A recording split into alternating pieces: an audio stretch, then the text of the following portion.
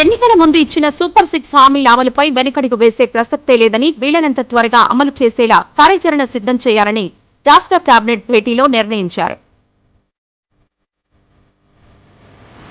July నాటికి తల్లికి వందనం, అన్నదాత సుఖీభవ పథకాలను అమలు చేయడంతో పాటు డిఎస్సి నియామక ప్రక్రియ పూర్తి చేసే దిశగా త్వరితగతిన చర్యలు తీసుకోవాలని ముఖ్యమంత్రి చంద్రబాబు అధికారులను ఆదేశించారు.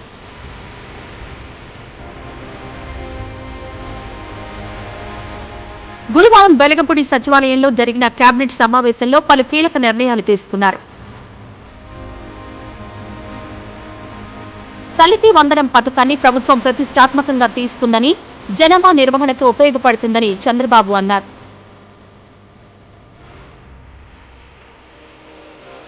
చాలా మంది మధ్యతరగతి, దిగువ మధ్యతరగతి తల్లిదండ్రులు పిల్లలను చదివించలేక ఒకరు లేదా ఇద్దరికే పరిమితం అవుతున్నారని అన్నారు.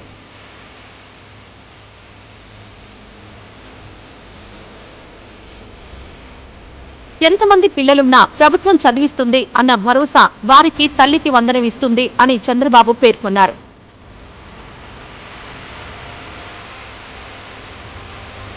సంక్షేమ వసతి గృహాలకు మధ్యాహ్న భోజన పథకానికి ఇస్తున్న బియ్యం నాసిరకంగా ఉందని మానవ వనరుల శాఖ మంత్రి లోకేష్ కేబినెట్లో ప్రస్తావించారు.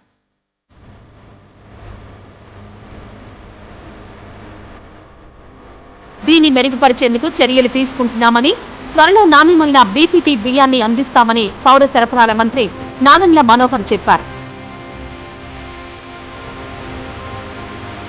రెవెన్యూ సమస్యల పరిష్కారాన్ని వేగవంతం చేయడానికి ఏం చేయాలి అన్నదానిపై కేబినెట్లో చర్చ జరిగింది.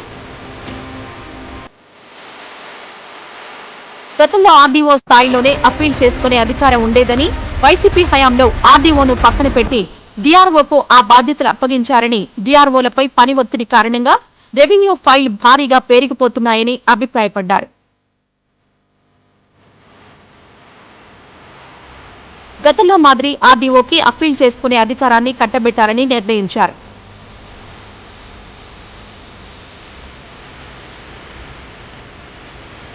రాష్ట్రం ప్రస్తుతం ఉన్న పరిస్థితుల నుంచి గట్టెక్కాలంటే స్థూల రాష్ట్ర దేశీయ ఉత్పత్తి పెంచుకోవడం ఒకటే మార్గమని సీఎం చంద్రబాబు వ్యాఖ్యానించారు. ఈ దిశగా అడుగులు వేసేందుకు నియోజకవర్గ స్థాయిలో ఉన్న అన్ని సచివాలయాల నుంచి అత్యుత్తమమైన 5 ఉద్యోగులను ఎంపిక చేసి వారితో పాటు ఒక ఆర్థిక సామాజిక వృత్తి నిపుణుని, ప్రభుత్వ అధికారిని ఒక బృందంగా ఏర్పాటు చేయాలని నిర్ణయించామని అన్నారు. నియోజకవర్గం వర్గ స్థాయిలో జీఎస్డీపీ పెంపుదలపై నిరంతరాయంగా పర్యవేక్షణ చేయాలి అన్నారు.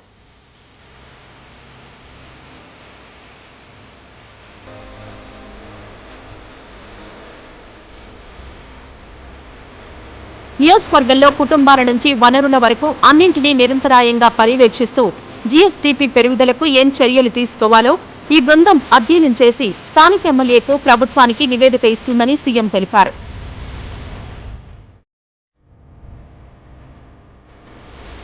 ద్రవ్యోల్బణాన్ని అదుపులో ఉంచేందుకు ప్రతి నెలా సమావేశాలు పెట్టుకుని పర్యవేక్షించాలని ఆర్థిక మంత్రి కేశవ్ సూచించారు. రాష్ట్ర ప్రభుత్వం కొత్తగా తీసుకొచ్చిన వాట్సాప్ గవర్నెన్స్ పై కేబినెట్లో చర్చ జరిగింది. దీనికి మంచి స్పందన వస్తుందని, దీన్ని జనంలోకి మరింతగా తీసుకెళ్తే ప్రజలకు కార్యాలయాల చుట్టూ తిరిగే బాధ తగ్గడంతో పాటు ఇటు అధికారుల పని సులభతరం అవుతుందని సీఎం అభిప్రాయపడ్డారు. ప్రభుత్వ పనితీరు, సంక్షేమ పథకాల అమలుపై నిరంతరం సర్వేలు చేయిస్తున్నామని, అన్ని పథకాల మీద పాజిటివ్ స్పందన వస్తుంది అన్నారు. దీన్ని ఇంకా పెంచుకోవాల్సిన అవసరం ఉంది అని మంత్రులకు చంద్రబాబు సూచించారు. AP corporation for out sourced services ను రద్దు చేయాలి అన్న అంశంపై చర్చించారు. అవుట్ సోర్సింగ్ ఉద్యోగుల నియామకానికి వైసీపీ ప్రభుత్వం తీసుకొచ్చిన ఆప్కార్స్ వల్ల ఎలాంటి ప్రయోజనం లేదు అని పలువురు మంత్రులు పేర్కొన్నారు.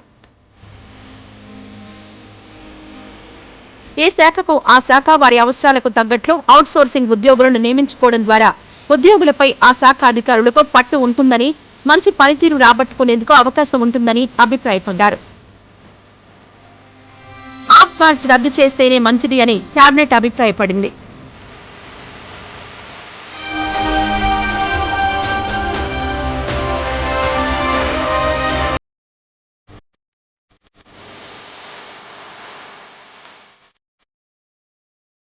ఈ వీడియో నచ్చితే లైక్ చేయండి. అలాగే మా ఛానల్ ని ఫస్ట్ టైం కనుక చూస్తున్నట్టయితే ఇప్పుడే సబ్స్క్రైబ్ చేసుకుని పక్కనే ఉన్న గంట సింబల్ ని యాక్టివేట్ చేసుకోండి. అప్పుడే మేము పెట్టే ప్రతి వీడియో మీకు నోటిఫికేషన్ గా వస్తుంది. అలాగే ఈ వీడియో పూర్తిగా చూసినందుకు ధన్యవాదాలు.